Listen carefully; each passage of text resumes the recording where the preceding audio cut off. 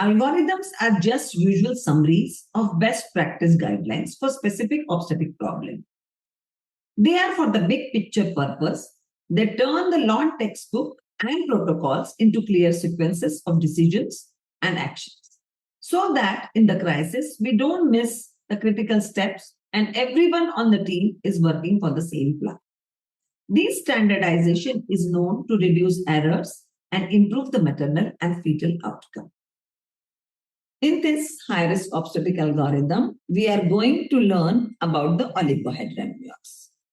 So this is the overall algorithm when we suspect the oligohydramnios, how to perform ultrasound. If oligohydramnios, what is the treatment? If there is a oligohydramnios, then what is the treatment? So let us start with it. Suspect the diagnosis of oligohydramnios, perform perfect ultrasound to confirm the diagnosis.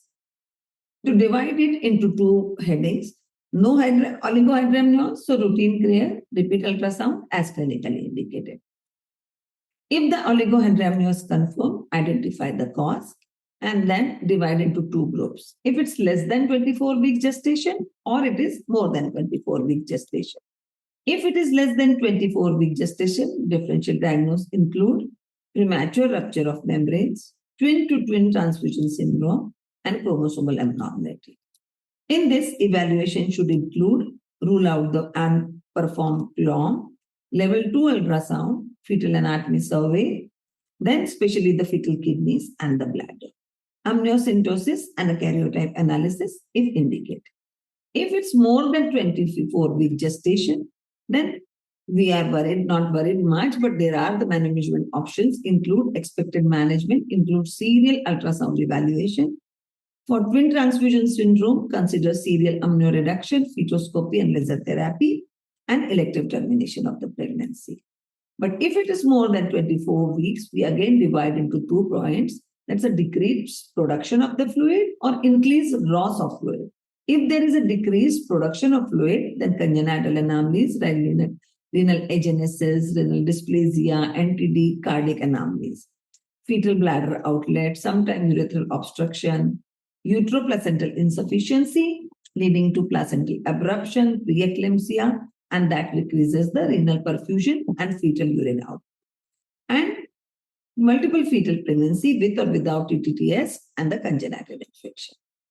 Drugs that damage fetal kidneys, for example, ACE inhibitors and NSAIDs.